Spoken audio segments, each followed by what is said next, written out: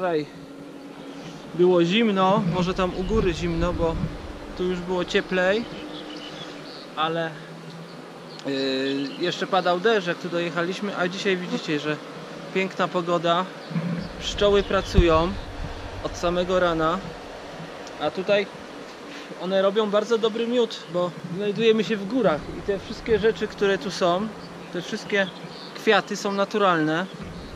Także i ten miód jest taki wiecie, naturalny, prawdziwy. A ja jeszcze podsuszam skarpetki, które wczoraj uprałem, buty, do których mi się woda nalała z góry. Chwilę tu posiedzimy, pewnie jest godzina, jeszcze nie ma 8. Dorenda się kiepsko czuje, bo cały czas miała tą problemy z brzuchem i w sumie 2 dni już bardzo mało je. No wczoraj na kolację trochę jadła, także dobrze było, żeby troszkę czegoś zjadła. Teraz zażyła też leki, żeby trochę nabrała sił, bo tak to jest, wiecie, po prostu słaba. Także spokojnie, nie pali się jakoś bardzo. Tam jest wielki podjazd na 1000 metrów różnicy wysokości, ale zobaczymy, jak będziemy działać. Do granicy irańskiej stąd jeszcze chyba ze 140 km i 2 albo 3 przełęcze.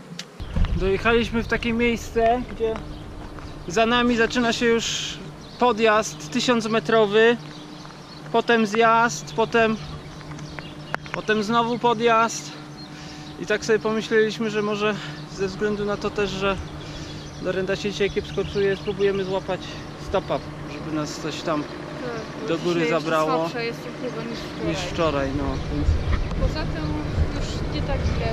może z rowerami się uda. Jeśli Dorenda jest słaba i chora, no to nie ma sensu, żeby się wysilała za bardzo, bo byłoby to ponad jej siły, a też wybraliśmy tą drogę. Ja sobie do końca nie zdawałem sprawy, że tutaj jest zjazd, podjazd i każdy podjazd ma 1000 metrów, więc jakbyśmy pojechali przez Azerbejdżan, to byśmy jechali równą drogą i tam by się jechało normalnie, bez problemu, a to jest męczące. Wczoraj nas jeszcze dopadło zimno, deszcz, no a dzisiaj miejmy nadzieję, że się uda coś fajnego złapać do góry. O, udało się. Po pierwszej próbie, tak. Tak naprawdę jeden już taki jechał, ale nie machaliśmy, nie? Do pierwszego, bo nie wiedzieliśmy. Pan jedzie na pusto, bez towaru, także bez kłopotu się tam zmieściły rowery. Jeśli damy radę, to jedziemy na tą wysoką przełęcz 2600 i Gruzji. Lechistan. Kujameri? Tabriz.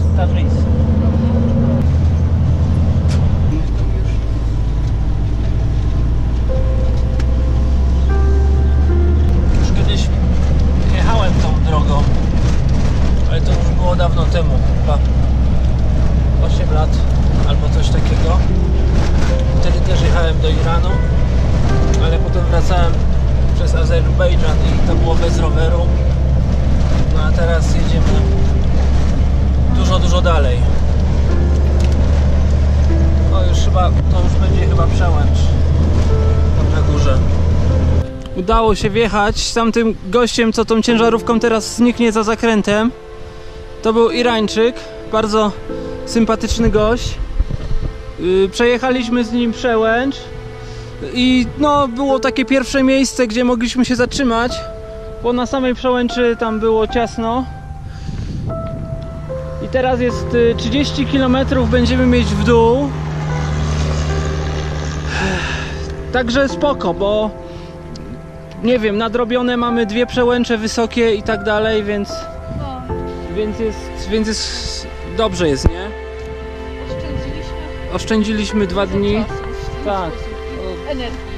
2 dni zaoszczędziliśmy i wszystko na to wskazuje, że tym sposobem dzisiaj wjedziemy do Iranu. Jeszcze muszę tylko naprawić ten hak w tej sakwie, bo jak ją ściągałem, to się urwało, więc zaraz to zrobię. Na szczęście jest ciepło, jest wysokość 2370 metrów teraz. Do Megri mamy dokładnie 32 km. Powinno być cały czas w dół i Megri znajduje się na wysokości 600 metrów. Tutaj widać kawałki tej drogi. Tu chyba będą takie na początku zakręty, a potem już chyba będzie po prostu doliną w dół.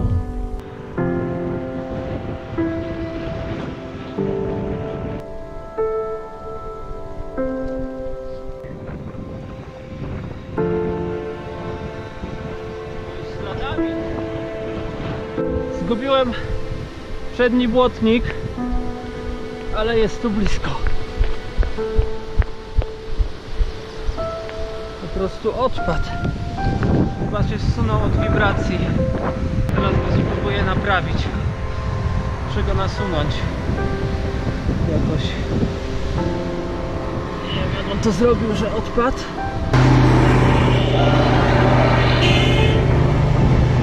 No i widzicie, Megri 24, granica Iran 37. Inaczej już tylko w dół. Postaw sobie rower może. Gdzieś oprzyj. Nie za что. Ничего, без купи. Spasiba. За здоровье. Ваза чактона тезяра. Ваза чактона. Dojechaliśmy do Megri. Jeszcze tam parę kilometrów, dosłownie 10 i będziemy już na granicy. Teraz tylko Dorenda poszła do tego banku, żeby wypłacić kasę, bo tam w Iranie, wiecie, bankomaty nie działają. Tam potrzebujemy robić wizy do Turkmenistanu, Uzbekistanu, to coś tam będzie kosztować, więc jakiś tam kasę trzeba mieć. A tutaj prawdopodobnie uda się jej wypłacić tylko nie w bankomacie, tylko w okienku, od razu w dolarach. Udało się? Tak. Czyli masz kasę, tak? Mam kasę. No to dobrze.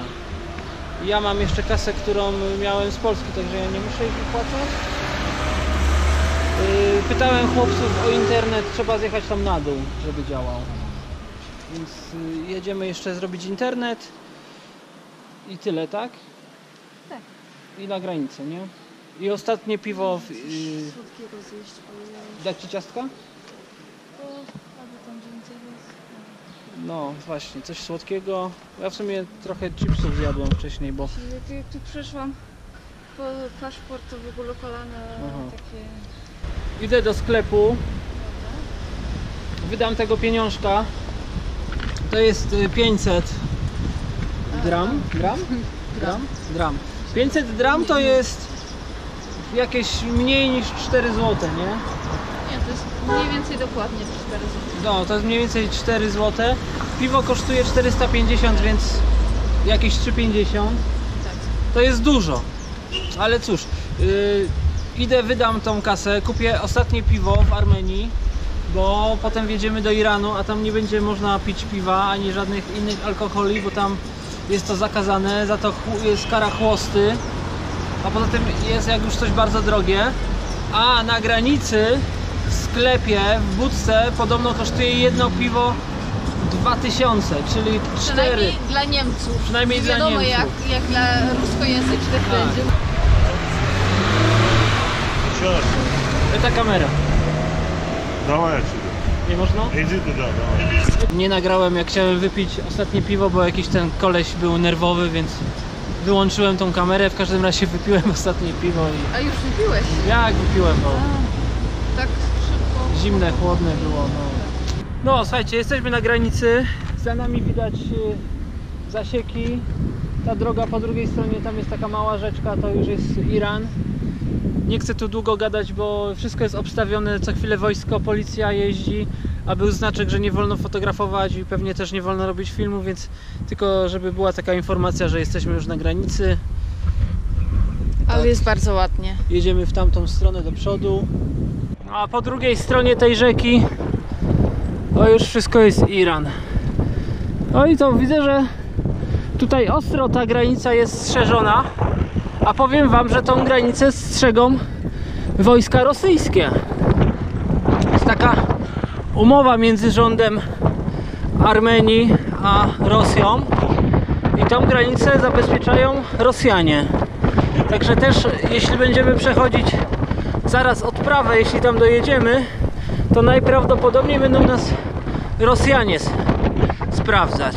Nie wolno tu filmować, ale robię to dla was. A w końcu postanowiliśmy, że jeszcze zostaniemy dzisiejszą noc w Armenii, bo jakbyśmy dzisiaj wjechali do Iranu, Iran, proszę bardzo, te góry, to już wszystko jest po stronie irańskiej, to prawda jest taka, że byłoby to około godziny 7 tego czasu, a ponad 8 godziny irańskiej i stracilibyśmy cały dzień, bo stempelek dostalibyśmy z datą dzisiejszą, dzisiaj jest 16, a bylibyśmy no do 12 tam przez parę godzin tylko, więc lepiej... Bylibyśmy tylko 29 dni. Tak, pobytu tylko w 29 Iranie. dni, a wiza była bardzo droga, więc lepiej wykorzystać to dokąd się da.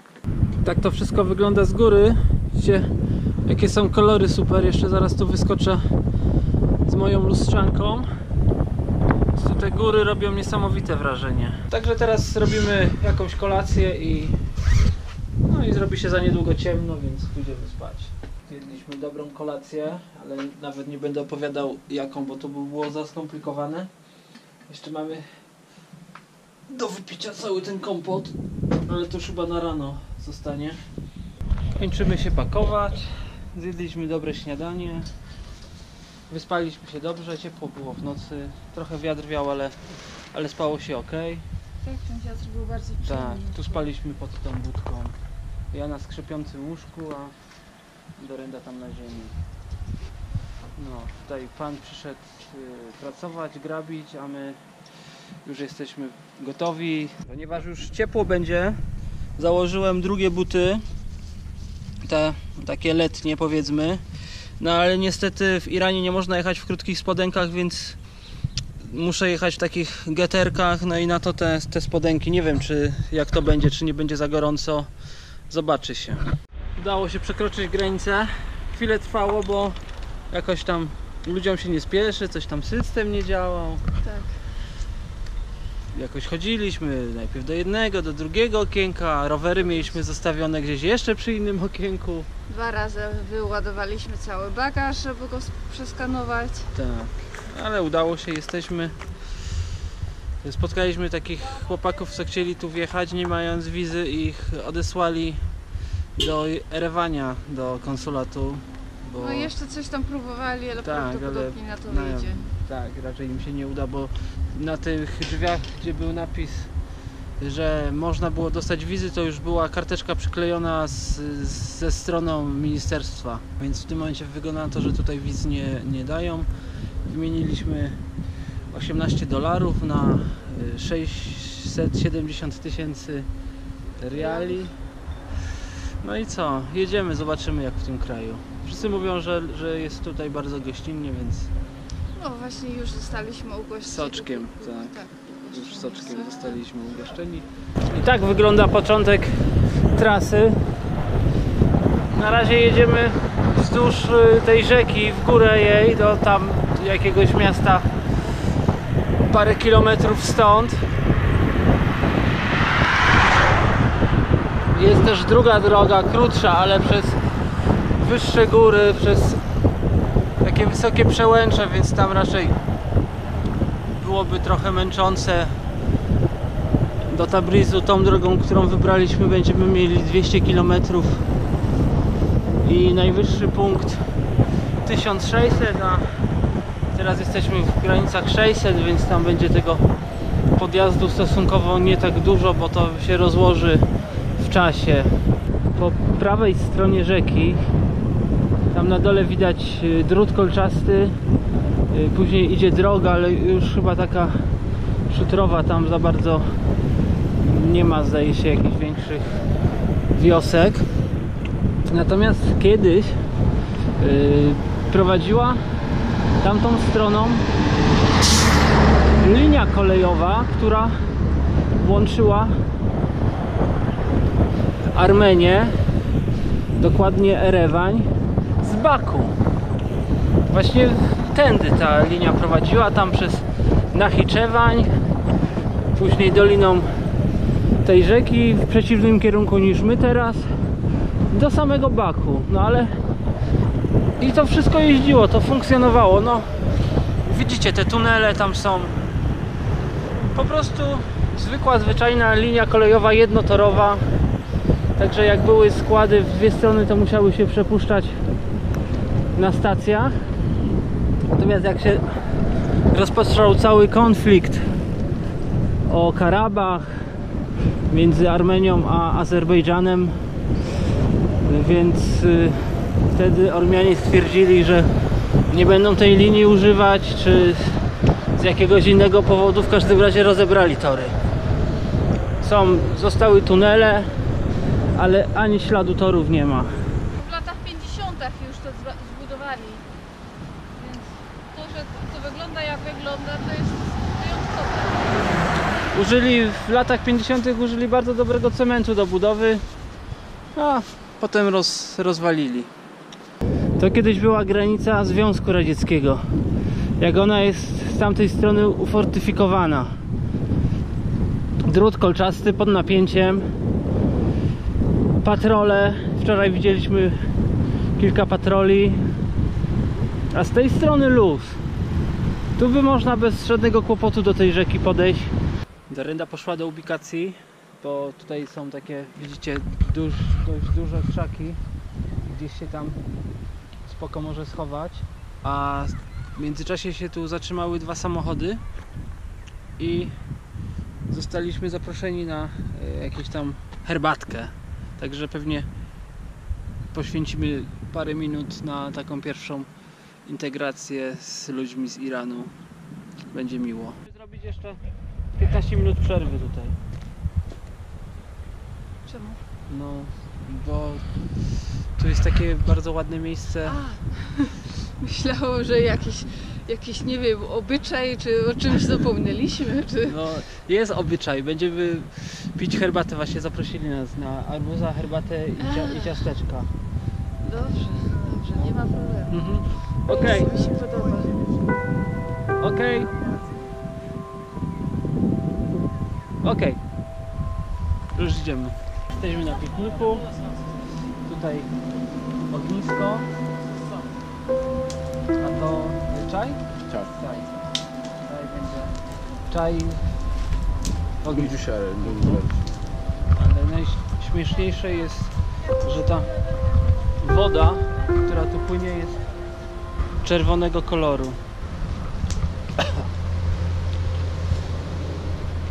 Cały czas jedziemy wzdłuż granicy po mojej prawej, czyli tam, gdzie pokazuję łokciem. Tylko tym czasem zmieniła się granica, bo zaraz za przejściem jechaliśmy wzdłuż granicy z Armenią, a teraz to, co widzicie po tamtej stronie, to już jest Azerbejdżan, a tak dokładnie Nachiczewań. To jest ta taka enklawa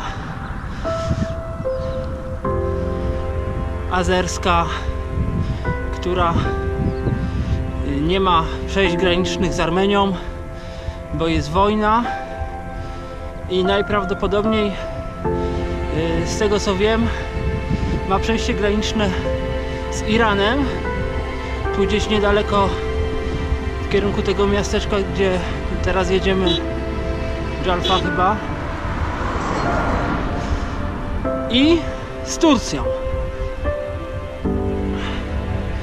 No, a niegdyś była ta linia kolejowa i po tej stronie jest ta linia. Tutaj jej Azerzy nie rozebrali i nawet widziałem tam chwilę wcześniej pociąg, że stał.